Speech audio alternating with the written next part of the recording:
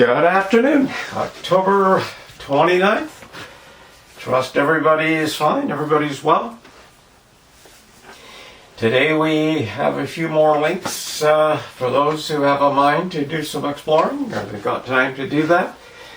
All these things I could go over myself, but they're sort of done by the people who are researching them, and it sort of makes sense.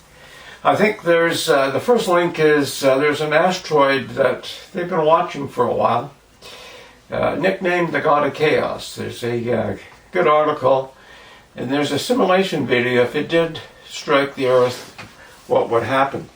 And this one, they're not sure if it'll hit this time around, but they're pretty sure. They're thinking next time there's a good chance that it might. So I imagine everybody who is into masks and walking 12 feet away and staying at home are going to get extra hard hats or whatever the hell for this one. It's, see, life has always got dangers. That's just the way it is. I mean, yeah, you got to enjoy every minute, every second of what you're doing, because you never know when your ticket could be called. And so we're, like I say, on the island here. It's interesting because we're sitting on a rock and in a subduction zone that's sort of locked. 320 years since the last big pop.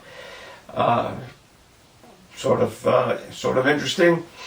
And of course, we have big rocks whizzing by all the time. Some miss us, some they see, and some the smaller ones have hit. But you can't sort of lose sleep over that. You've got to carry on and do what you do. No, it's just like this Wuhan waltz. Everybody sort of, we have used that as an excuse to kill our economy, kill the Western world's economy, and set the stage for some really crazy events. And of course, half the people that I speak to don't believe that, whether they're bankers, professors, teachers, whatever. And all you can say is you keep your head in the sand, you're going to get kicked in the ass, and you won't see it coming, and it's going to hurt. What else do we have? We have a good one on a gentleman talking, who's an oil expert, going about the illusion of a green economy. And I think this one, if you're really a green fan, I know you're going to say, well, no, I'm not going to watch that because it might disrupt some of my thoughts. But it's worth a watch. It's worth a watch. If you have an open mind, you're not afraid to look at things that are contrary to what your opinion is. And because you realize you just might be able to round your ideas off, or you might get a revelation. That's what thinkers do. Non-thinkers just stubbornly grab onto something and hold on, and like a pit bull, and don't let go. But this is an interesting interview. You can actually go to his website as well. That's got a lot of good info. Now, because so many people talk about a whole going green, getting rid of oil, and they don't know what the hell they're talking about. They're in this childish illusion that you just snap your fingers and Wonderland happens, and it doesn't work that way.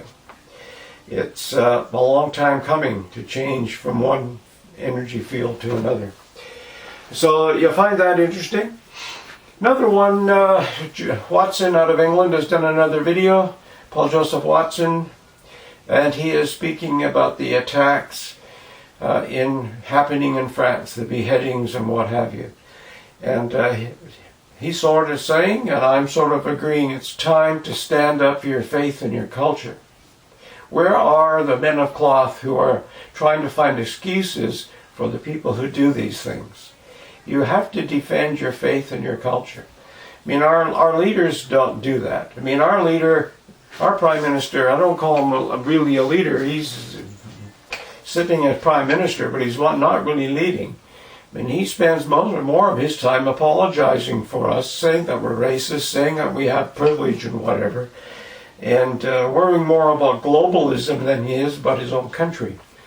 Our finance minister, a student of George Soros, and so anybody who does any critical thinking can see where the hell we're headed.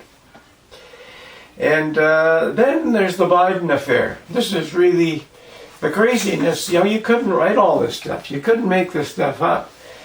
And of course, the mainstream media, whether it's print or social media or major television stations worldwide, are trying to suppress this.